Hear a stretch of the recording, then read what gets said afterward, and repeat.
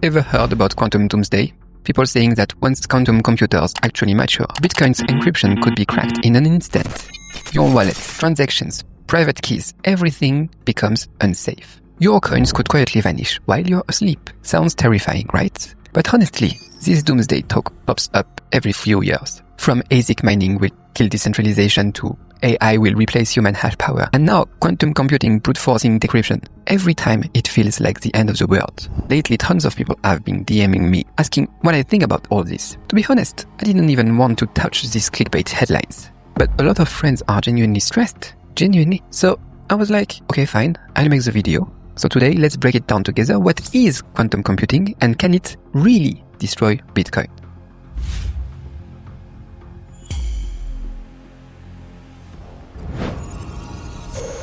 So to understand quantum computers, we have to start with the word quantum. It can get super technical, I know. It's kinda annoying, but I actually broke it down in detail in my earlier video about Google's Willow quantum computer. So feel free to check that out if you are curious. But for today, let's just keep it short and simple. A quantum is the smallest unit of matter and energy in the universe, that we know of at least. It's got two crazy features: superposition and entanglement. Those two basically let a quantum computer explore countless paths at once and instantly share information between them. Picture thousands of brains thinking at the same time, and all of them reading each other's mind. Now, when we talk about a 256-bit Bitcoin private key, a normal computer has to test each combination one by one.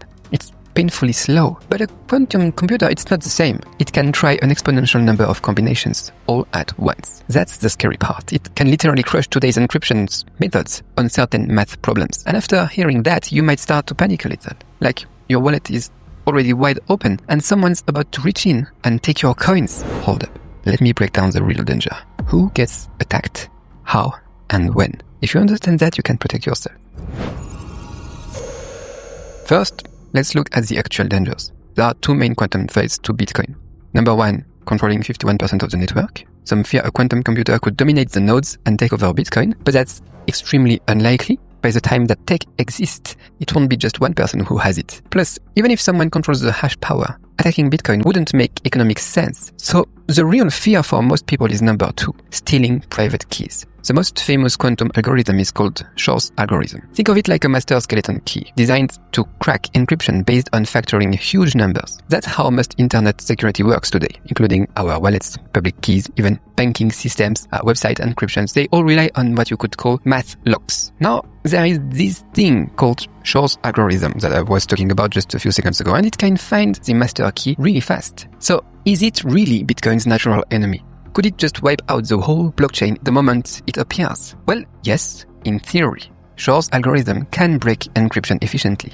But let's talk reality. Right now, the fastest quantum computer we have is Google's Willow, the one I talked about in the last video. It's got 105 qubits, and it can solve specific tasks in about 5 minutes. Tasks that would take a normal computer around 10 to the power of 25 years. That's older than the universe itself. But Willow isn't perfect. On average, it messes up once every 1,000 runs. To crack a Bitcoin private key, you'd need at least two things: millions of stable physical qubits running for hours with an error rate lower than 1 in 10 billion. We are talking 100,000 to 1,000,000 times beyond current tech. If Willow can light a single bulb, cracking Bitcoin would require lighting up an entire city or country. Not to mention today's quantum computers are really not stable enough. One tiny disturbance and they collapse. They can't run continuously at all. The quantum threat is widely far from reality. Kind of like nuclear fusion energy. Super powerful in theory, but still stuck in the lab for now. Even if a working quantum computer existed tomorrow, you'd still need nearly impossible conditions to succeed. First, insane costs to build and stabilize the machine. Second, precisely target a public key that hasn't moved or upgraded on an old address. Third, decrypt and cash out without anyone noticing. And on top of that, the community, wallet makers, and exchanges will migrate keys and deploy post-quantum solutions, driving attack costs through the roof. All those quantum doomsday posts online, same old script, new actor, they're just harvesting fear. 10 years ago, it was ASICs will destroy Bitcoin. Didn't happen. A few years ago, AI will replace miners. AI is still writing blogs. Bitcoin is still pumping. This kind of news is super common in crypto. But it's always the same thing. So my conclusion is clear. Current quantum computers are a miracle away from threatening Bitcoin. But look over the past few years. Governments and giants are racing in quantum. The US poured over 100 billion into a quantum internet. China, the EU, Japan, they are all pushing quantum comms. Microsoft, Google, IBM, Amazon, Intel, they are all fighting for quantum dominance. This is the future of computing power. Whoever cracks quantum first gets the nuclear weapon of the information age. We are still insanely far from million qubit error-corrected systems. But to prepare for the future, the Bitcoin community, researchers, and even NIST in the US are building new locks called post-quantum cryptography, or PQC. Think of it like this. The encryption we use today is built to stop regular thieves.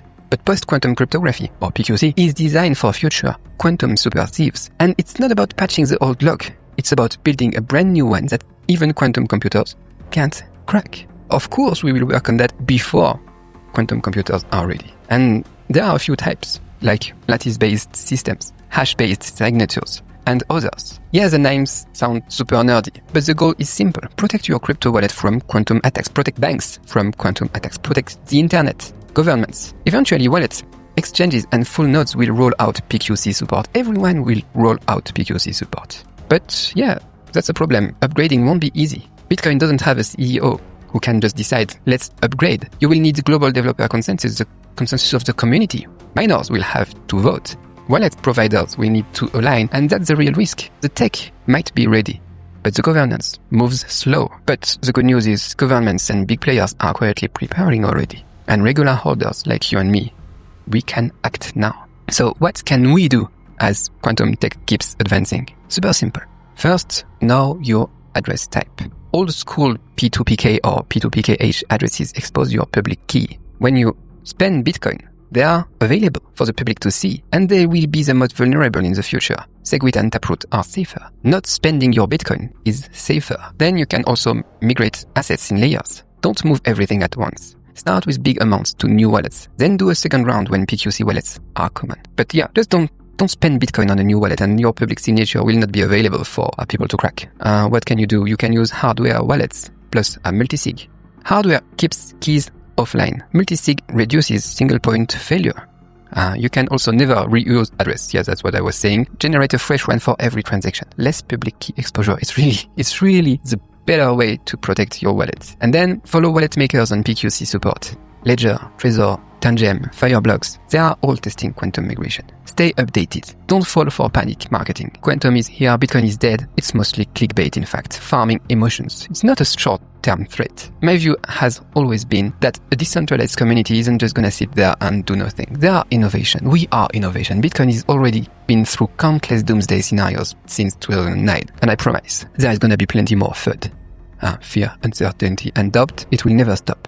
If every headline shakes you, you are not gonna last in this space. Stuff like this is like daily. Every day there is a new reason to freak out. Pick your flavor. What I hope, at least, is that people watching this walk away with their own thinking, their own stance. Because here we analyze calmly. We don't panic sell. We don't become people that just get harvested. And yeah, the community will roll out anti-quantum upgrades. And yeah, it's not a question of if, it's just a question of when. Wallet makers will follow. Users will migrate. The ecosystem will evolve. The only addresses that will stay at risk is the old addresses that no one uses anymore. Maybe the owners are dead or something like that. Whales and exchanges have billions on chain. They are not gonna watch an asteroid hit Earth. You know, big institutions like BlackRock and Fidelity. Do you think that we'll just stay and wait for that to happen? Bitcoin's strength isn't faith. It's evolution. The real risk isn't quantum doomsday. It's centralization of hash power. As long as tech stays open and hardware spreads, Bitcoin will upgrade like the internet did,